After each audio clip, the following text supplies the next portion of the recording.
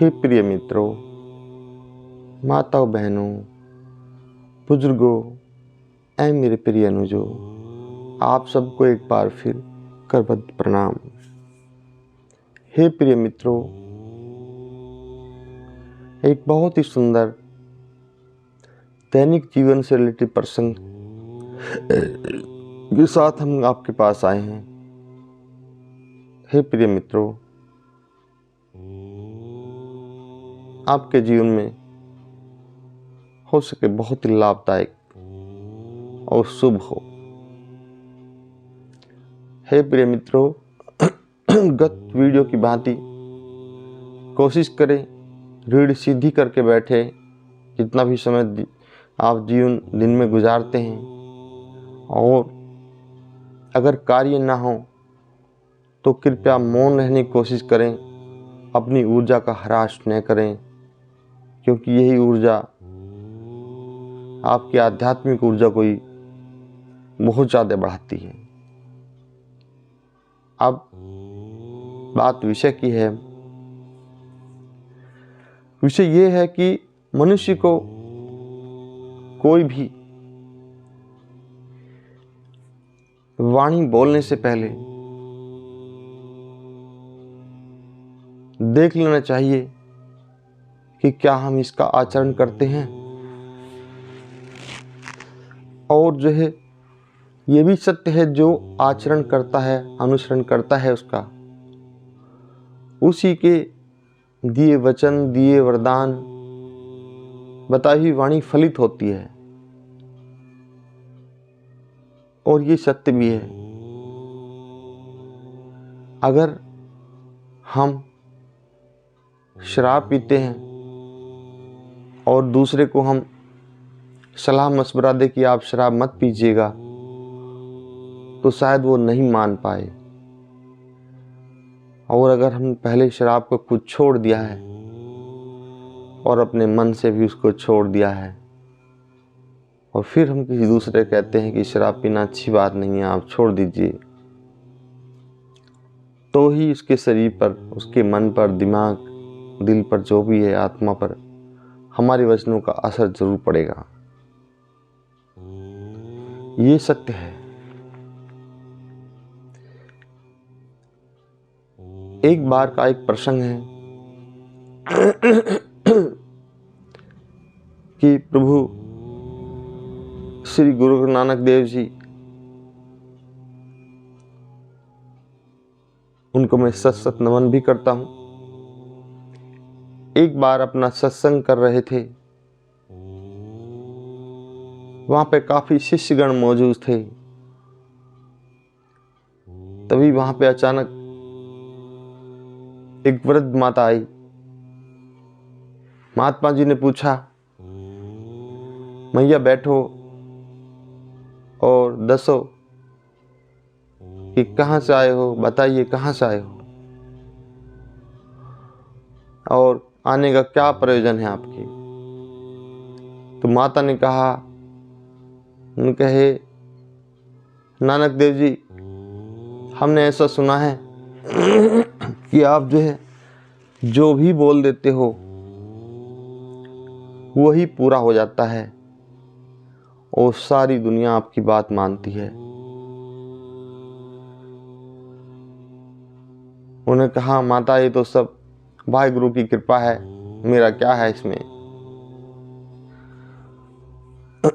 तो माता ने कहा, हे बाबा जी, ये मेरा पोता है, देख रहे हो उसके सारे हाथ पैर में फुंसी हो रही है, इनसे पीप मवाद बहता रहता है, जख्म बने हुए हैं,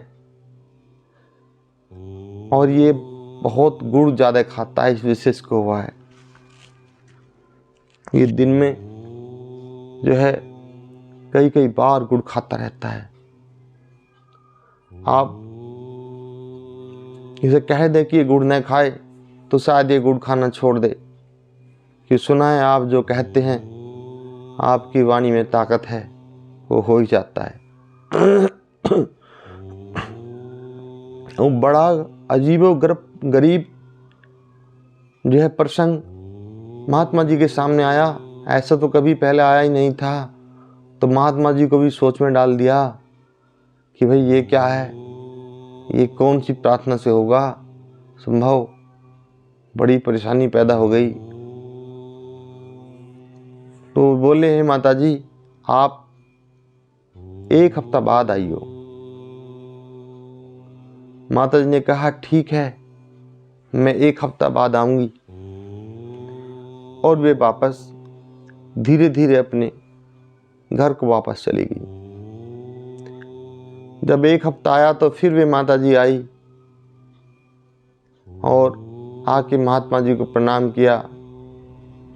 गुरुदेव नानक जी को प्रणाम करके बैठ गए। संगत चलती रही। संगत के बाद जब अक्सर नंबर आता है मिलने से बात करने वाले के लिए, जानने वालों के लिए, माता जी गई। जाने के बाद माता जी ने कहा कि महाराज जी मैं अपने पोते को लेकर आ गई हूँ, आप देख लीजिए, आप अपने हिसाब से जैसे भी करना चाहो। तो फिर बाबा नानक देव जी ने कहा उस बच्चे से उनके, बेटे फिर गुड़ नहीं खाएगा ज़्यादा, गुड़ अच्छा नहीं होता है ज़्यादा खाना, पेटे नुकसान देता है, गुड़ छोड़ दोगे ना। जब इतने प्यार से कहा तो बच्चा कहा हाँ छोड़ दूंगा, अब नहीं खाऊंगा। नानक देव जी बोले, माता जी ठीक है चले जाइए आप, अब तुम्हारा पोता ऐसे बहुत भरपूर ये गुड़ नहीं खाएगा, बस जरूर थोड़ा बहुत वही लेगा। माता जी ने कहा, हे भगवान आप ये सब तो पहले हफ्ता भी कह सकते थे जब मैं आपके पास आई थी 1 हफ्ते पहले। क्या इन्हीं शब्दों कहने के लिए दोबारा बुलाया आपने? ये तो आप तब भी जानते थे, ये तो इतनी बड़ी बात नहीं है। महात्मा जी का जवाब सुन के आप सब हाथ पर बह जाओगे। महात्मा जी नानक देव जी ने कहा कि हे माता तब मैं भी गुड़ खाता था 1 हफ्ता पहले। अब देखिए इसको मैं जब कहता तो मैं जानता था कि मैं गुड़ खाता हूँ तो दूसरे को कैसे रोक सकता हूँ, तो मेरी बात का कोई इन पे असर नहीं होता, चाहे मैं कितना भी समझा लेता। अब मैंने अपना गुड़ छोड़ दिया है खाना माता जी, अब मैं गुड़ नहीं खा रहा हूं और पिछले 1 हफ्ते से जब से आप गई मैं गुड़ नहीं खा रहा हूं। अब मैं इसको शिक्षा देने का अधिकारी हूं। कहने का तात्पर्य यह है मेरे बंधु बांधवों, मेरे मित्रों, कि वही शिक्षा देने का अधिकारी होता है जो पहले अपने शब्दों का, जो आप बता रहे हैं, जो शिक्षा दे रहे हैं, क्या उस शिक्षा का अनुसरण किया है। जिस प्रकार एक टीचर जो सिलेबस पढ़ा रहा है आपको, पहले उसने उसका अभ्यास किया है, की पढ़ाई की है, तब जाके वो ज्ञान घुट घुट के दिमाग में भरा है, तब जाके वो पढ़ाता है और उसका अनुसरण करता है। तो बच्चे भी सीख जाते हैं क्योंकि उन्हें पढ़ा है और उसका वो जो है तैयारी भी करता है टीचर, इसलिए वे बच्चे जल्दी सुनते हैं। और जिसने कभी सब्जेक्ट पढ़ा ही नहीं, ना तैयारी की, पहले तो सही से पढ़ा नहीं पाएगा और फिर बच्चे उसकी मान भी नहीं पाएंगे। ऐसे ही अपने घर में, हे प्रिय मित्रों, आप सदैव उच्च आचरण करें और अनुशासन बनाए रखें, तब घर का प्रत्येक सदस्य आपका अनुसरण भी करेगा और आपसे आनंद से भी रहेगा, खुशहाली भी रहेगी। तो प्रिय मित्रों, उच्च आचरण धारण करना चाहिए। इसी के साथ मैं अपनी वाणी को विराम देता हूँ। आप सबको करबद्ध प्रणाम।